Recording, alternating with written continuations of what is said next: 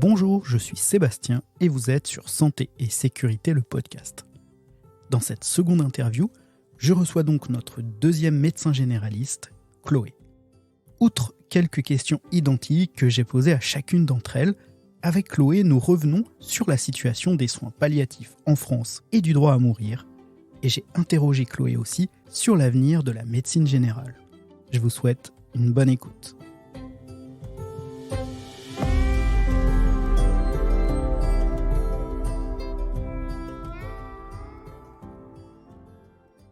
Bonjour Chloé. Bonjour. Alors pour commencer cette interview, dis-moi, comment vas-tu ? Ça va, pas mal. D'accord, pas mal. Ça veut dire bien alors. Ça va. Ça veut dire bien, ça pourrait toujours être mieux. Il y a toujours de la fatigue qui traîne, hein. Ça ne changera pas avant je sais pas combien de temps, mais ça va.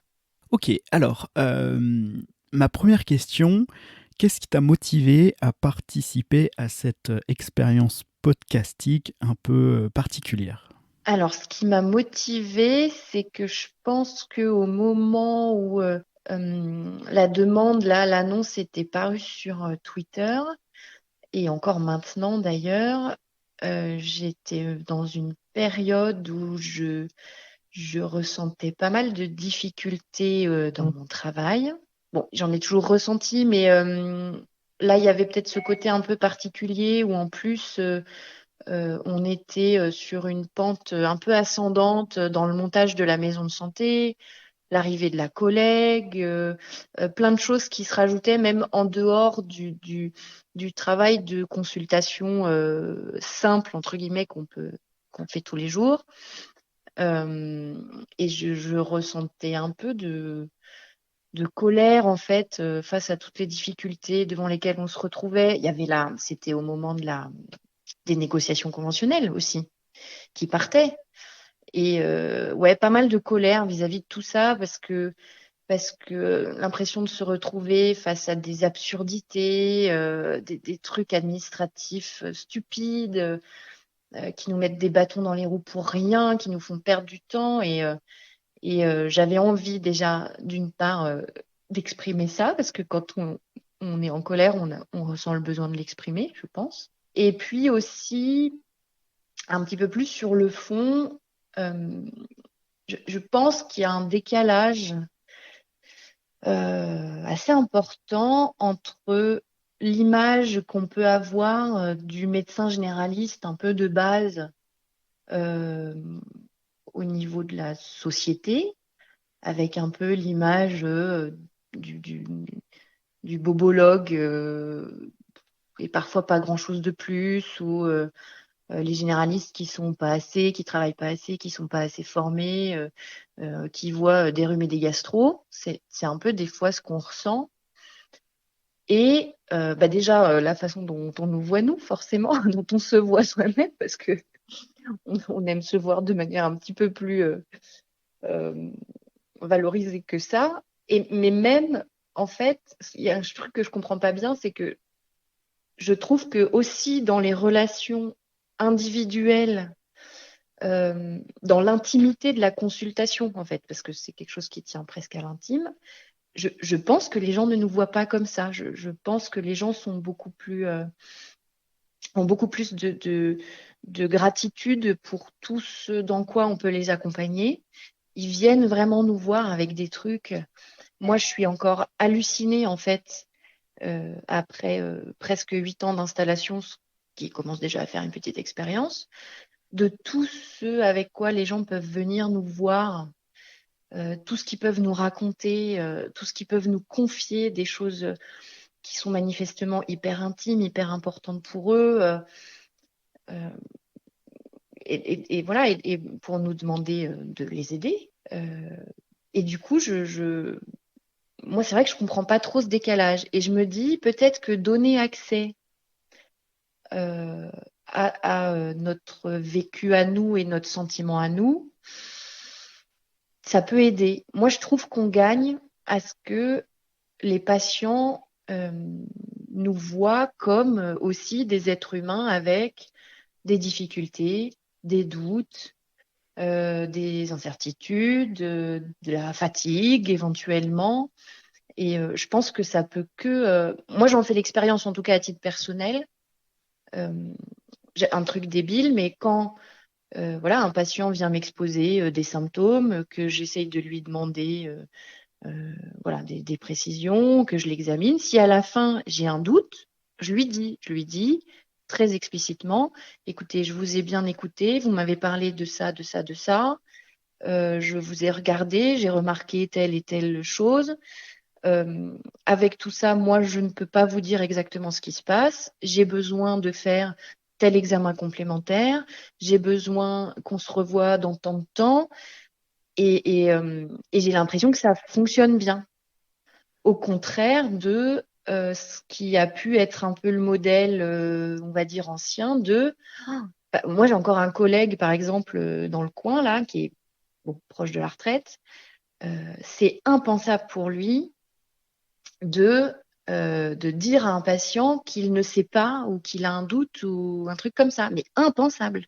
Vraiment, pour lui, c'est à ne pas faire du tout, du tout. Le patient va avoir peur, le patient va pas comprendre. Et moi, je suis pas du tout d'accord avec ça, en fait. Je pense qu'on gagne vraiment à faire l'inverse. Donc, je me dis que ben, voilà, peut-être ça peut aller dans ce sens-là. Voilà. Ok, ben je suis content que tu dises ça parce que c'était en fait le but initial de cette série de podcasts et de cette expérience qu'on a fait ensemble avec tes deux autres consoeurs. Et du coup, ça n'a pas été trop difficile comme ça de parler toute seule devant un micro. C'est pas un exercice qu'on a forcément l'habitude de faire. Non, parce que je me parle souvent toute seule. Et du coup, la seule différence, c'est qu'il y avait un micro. C'est pas grave. D'accord. Ok. Donc pour cette interview de fin de série, on va dire, je voulais qu'on fasse un point parce que tu l'as dit tout à l'heure, cette série, on l'a tournée il y a quelques mois maintenant et un peu plus de 6 mois. Et je voulais qu'on fasse un point donc à distance de ce tournage. Il y a un sujet qui revient beaucoup et qui est aussi d'ailleurs beaucoup. Tu n'as pas encore entendu les enregistrements de tes collègues, mais en fait, il y a un point que vous avez toutes les trois en commun, c'est le sommeil. Vous en parlez beaucoup. Du coup, comment ça va, toi, de ton côté, ton sommeil? Mais c'est bizarre parce que je me souviens pas avoir tant parlé de sommeil que ça. Alors, je pense que j'ai dit que j'étais fatiguée. Ça, c'est clair.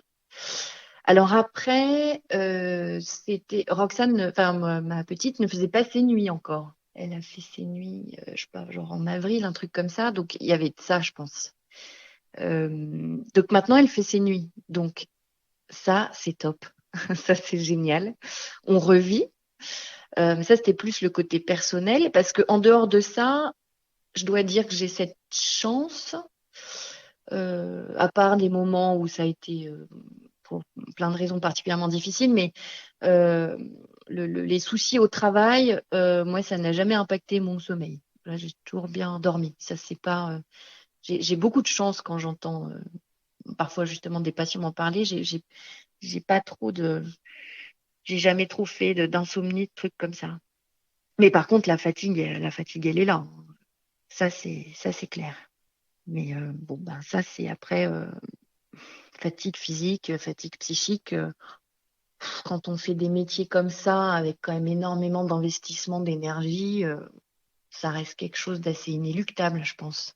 Dans tes enregistrements, tu nous avais aussi pas mal parlé, puisque tu devais être en plein dedans à ce moment-là, des problèmes administratifs de ta maison de santé. Vous deviez accueillir un médecin généraliste étranger, néerlandais, je crois. Vous en êtes où aujourd'hui avec ce nouveau collègue? Alors, je ne sais plus exactement où on en était à ce moment-là. Donc là, ça y est, elle est arrivée. On a dû repousser un petit peu l'ouverture de ces consultations, effectivement pour ces soucis administratifs. Et en fait, il y a un moment où la situation s'est retrouvée vraiment bloquée. C'est au niveau de l'ordre que ça a coincé. L'ordre que je tiens toujours en aussi haute estime, du coup, ça a arrangé les choses.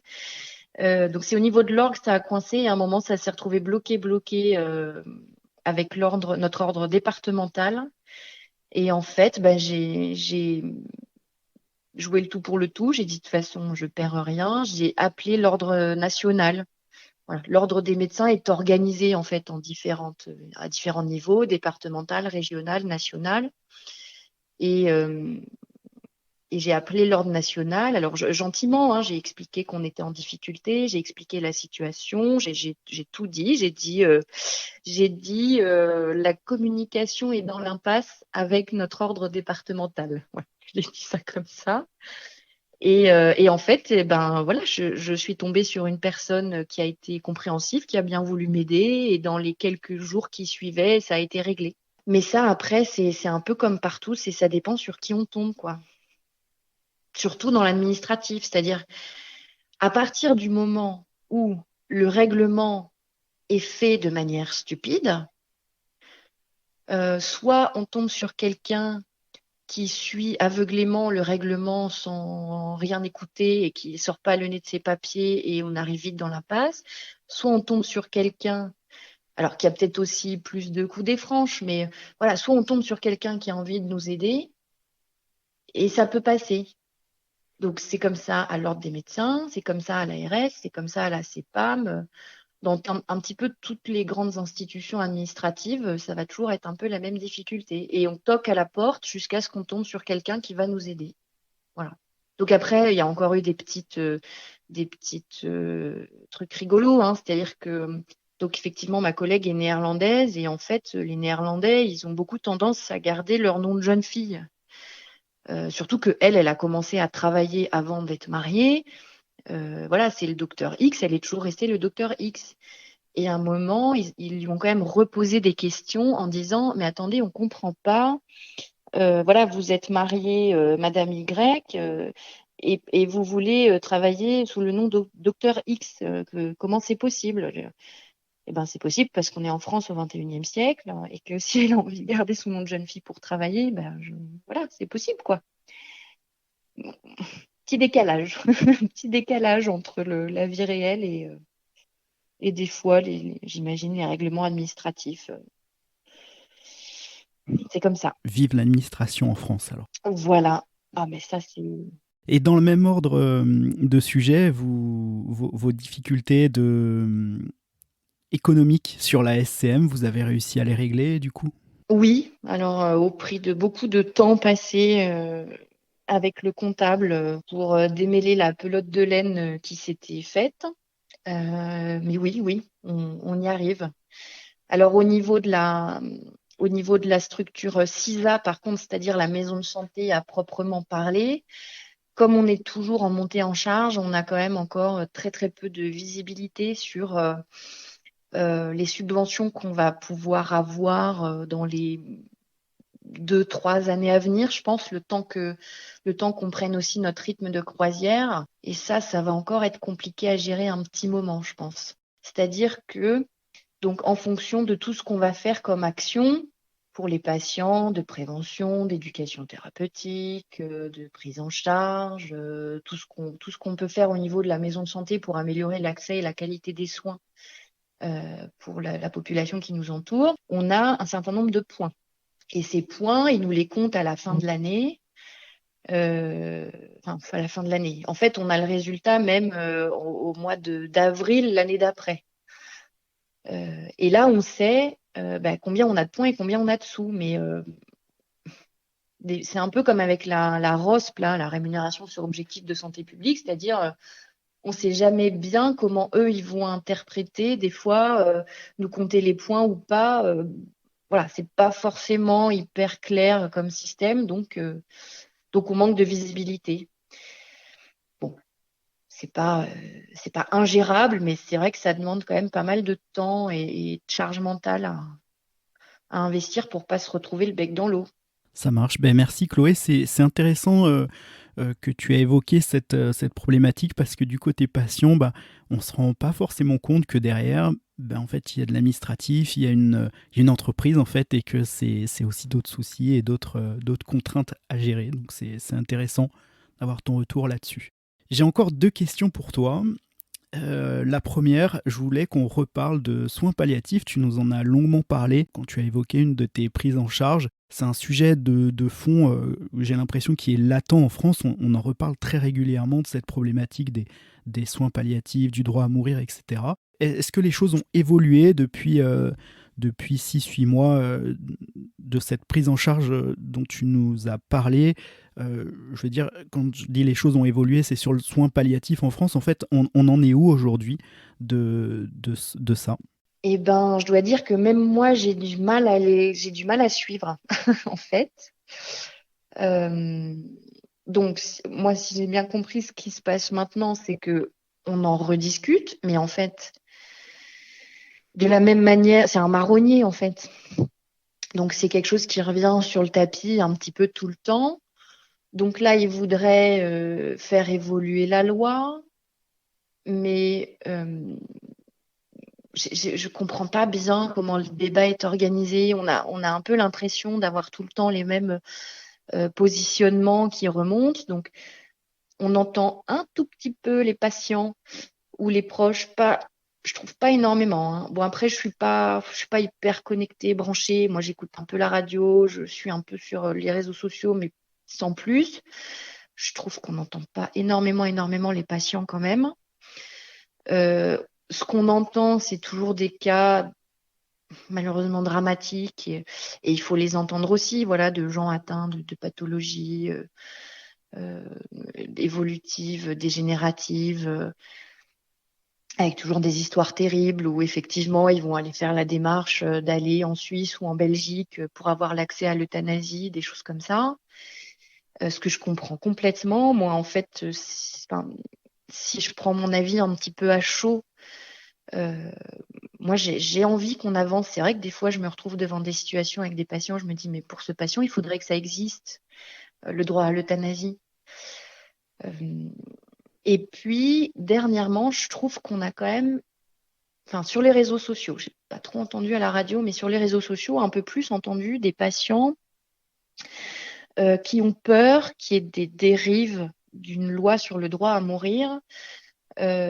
Et qu'en gros, vu qu'on est dans un contexte de manque de moyens criant à tous les niveaux du système de santé et médico-social, c'est terrible. Ça, on le ressent tous les jours, c'est même pas un débat, je pense, qui ont peur que les patients qui ont déjà des difficultés d'accès aux soins palliatifs, mais pas que, aux soins tout court, les patients qui souffrent de handicap, les patients qui souffrent de maladies mentales. Voilà, je pense qu'il n'y a même pas besoin de parler de l'état des soins pour les maladies mentales en France, c'est un scandale.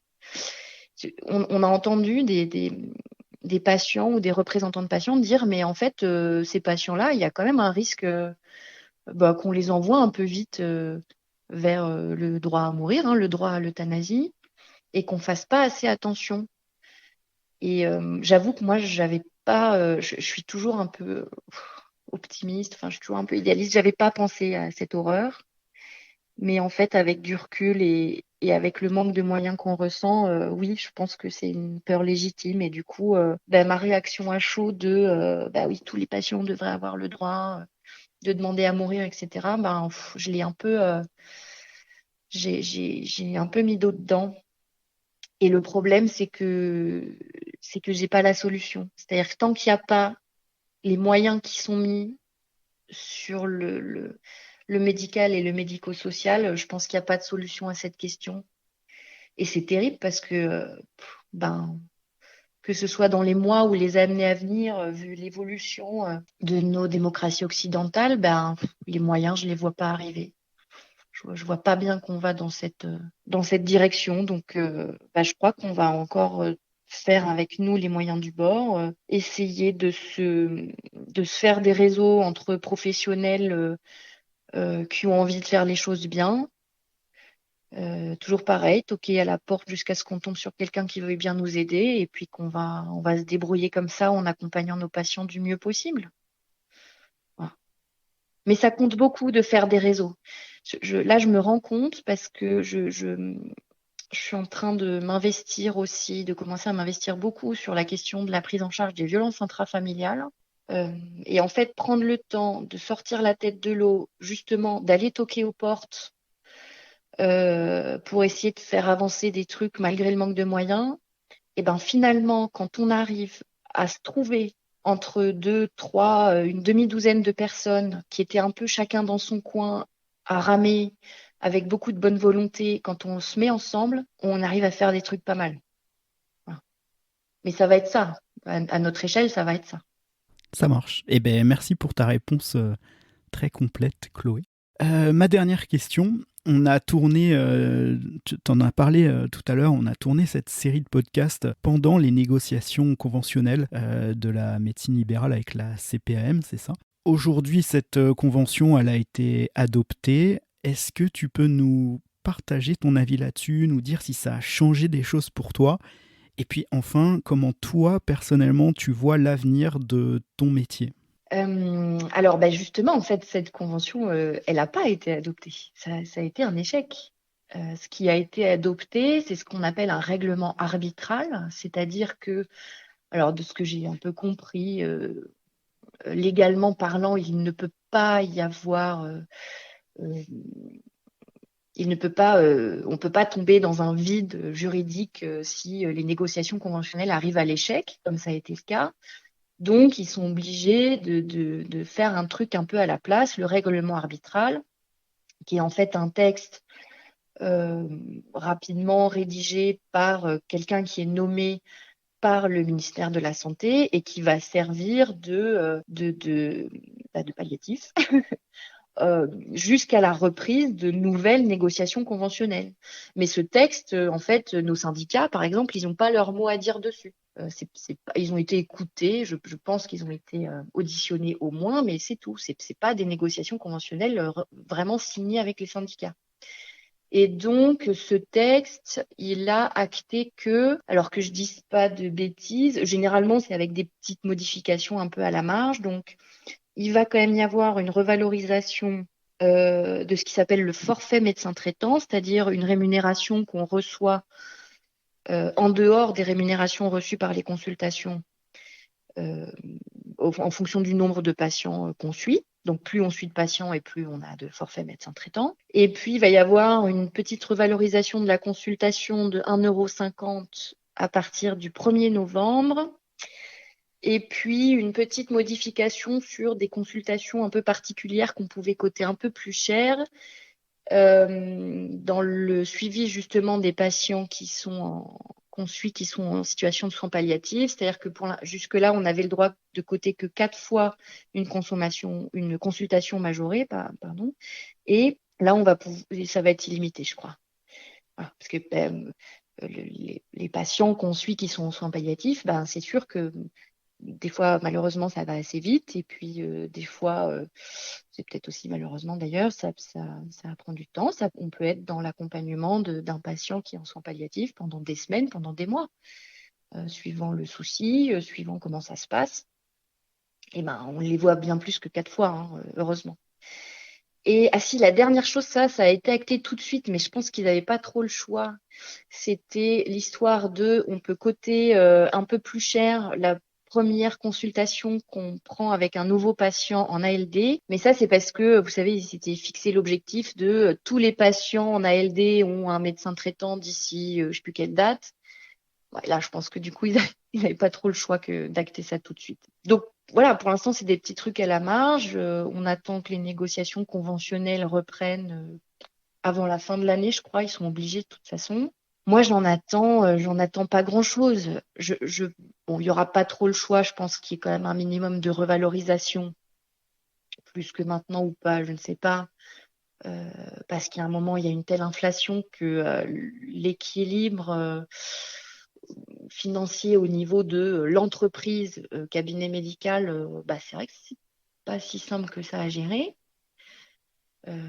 Alors malgré ce qu'on entend sur les réseaux sociaux ou à la radio ou à la télé le salaire net là, mensuel des médecins généralistes, moi j'inviterais à reporter ça à un salaire horaire pour prendre un petit peu plus de recul. Moi concrètement ça va me servir à reprendre un petit peu de bol d'air sur la trésorerie, augmenter les secrétaires parce qu'à un moment, il faut quand même qu'elles aient une augmentation de temps en temps. Et puis ça va s'arrêter là, ça va pas changer les problèmes de fond d'organisation de la médecine générale. Non, je m'y attends pas du tout. Ok, et du coup, ma dernière question, comment tu vois ton avenir dans la profession? En fait, je trouve ça très flou. Euh, je dois dire que les premières années, j'étais quand même. Bon, j'avais aussi un peu l'optimisme du départ, c'est-à-dire, oui, c'est sûr que là-haut, au national, ou les mecs dans les bureaux, non, ils comprennent pas ce qu'on fait, ça c'est clair et net. Mais en gros, on a quand même encore de la marge de manœuvre pour organiser notre travail de la manière dont on pense que c'est le mieux, avancer quand même, euh, sans que ça nous impacte trop les décisions qu'ils prennent là-haut.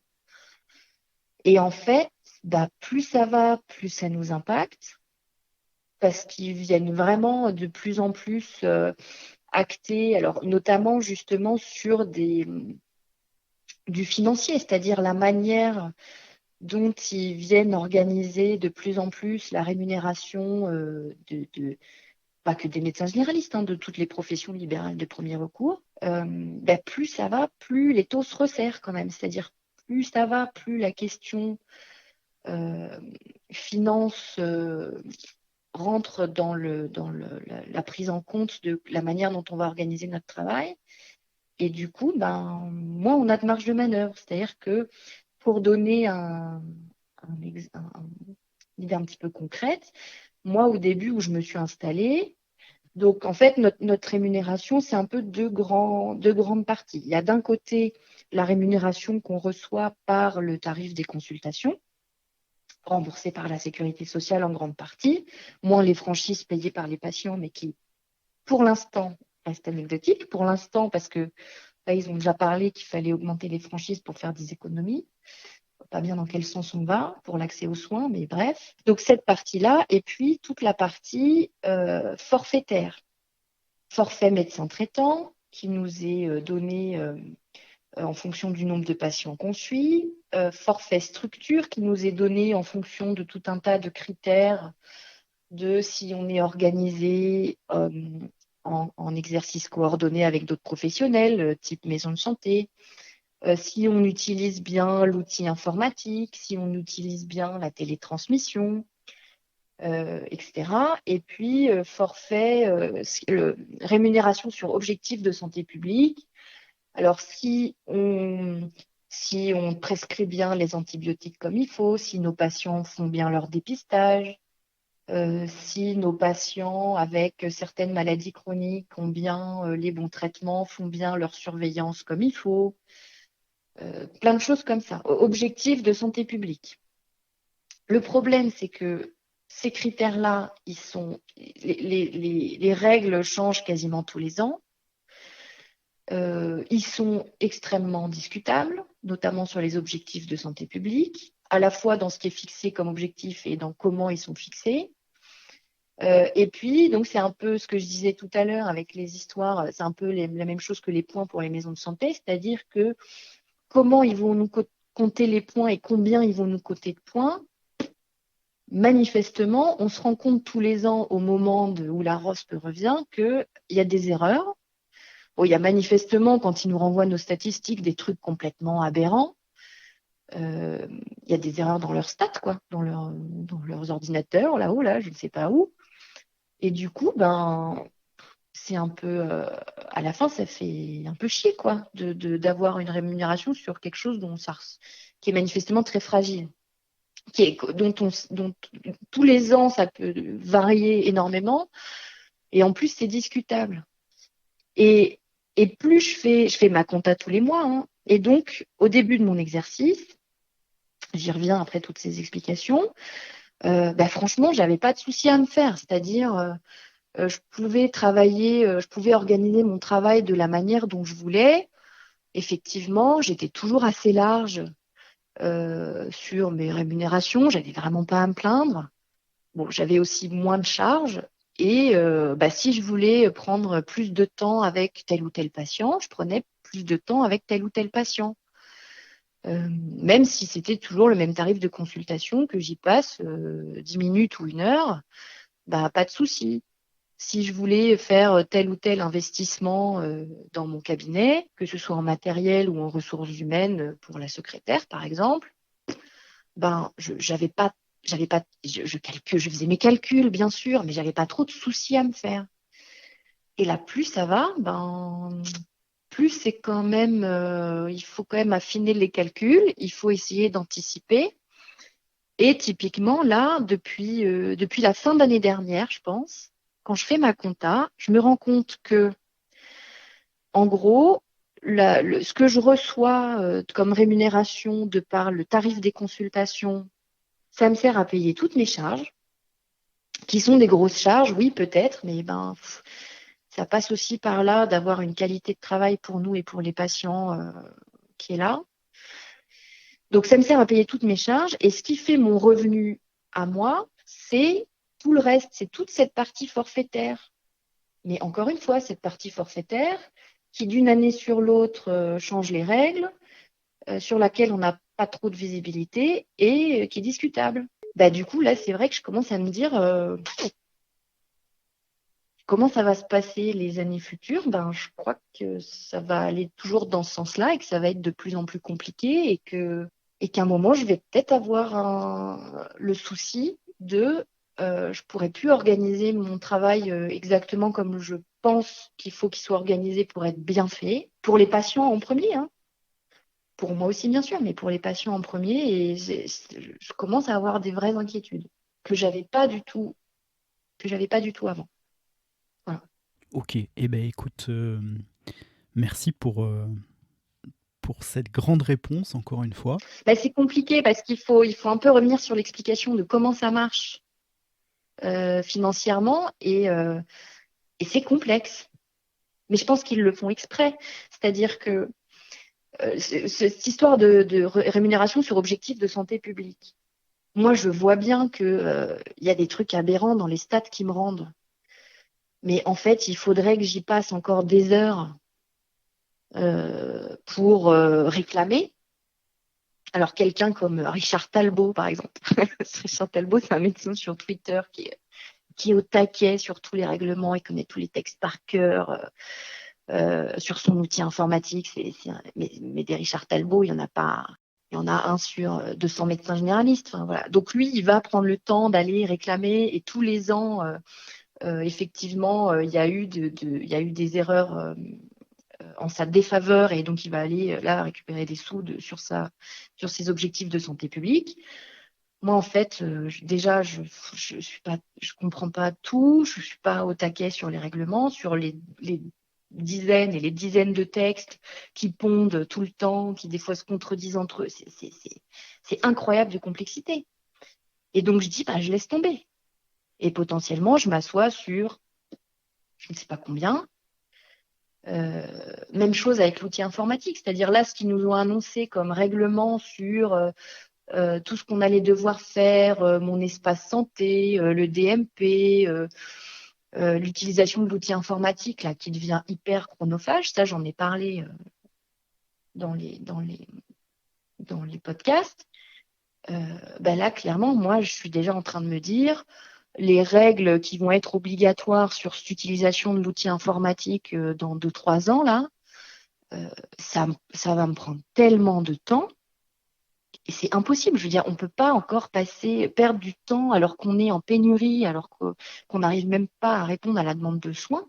On ne peut pas passer du temps pareil à juste faire de la paperasse. C'est de l'informatique, c'est pas possible. Donc, moi, je me suis déjà fixé dans ma tête que je m'assierai dessus. Tant pis.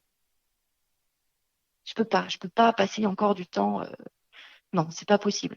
Que ce soit pour les patients ou même pour moi personnellement. C'est-à-dire, je vais pas passer non plus mes soirées ou mes week-ends à faire ça. Donc, tant pis. Voilà. Et je vais avoir, je ne sais pas combien de milliers d'euros en moins sur ma rémunération forfait structure. Tant pis.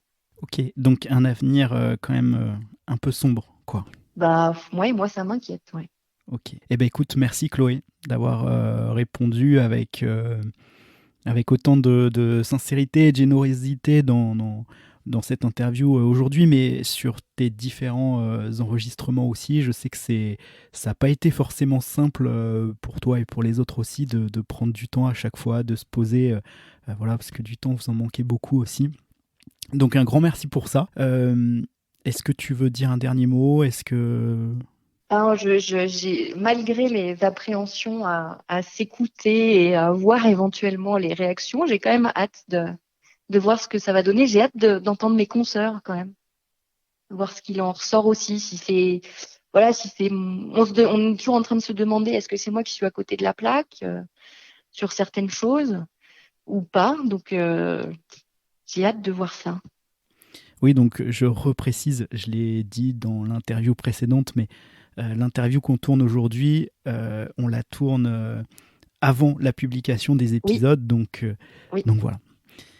Eh bien super, merci beaucoup Chloé. De rien, Je te merci. souhaite une très bonne continuation. J'espère que le ciel sur votre profession va plutôt s'éclaircir que s'assombrir comme on le pense, et puis plein de bonnes choses. De même, merci de prendre le temps de faire ça aussi.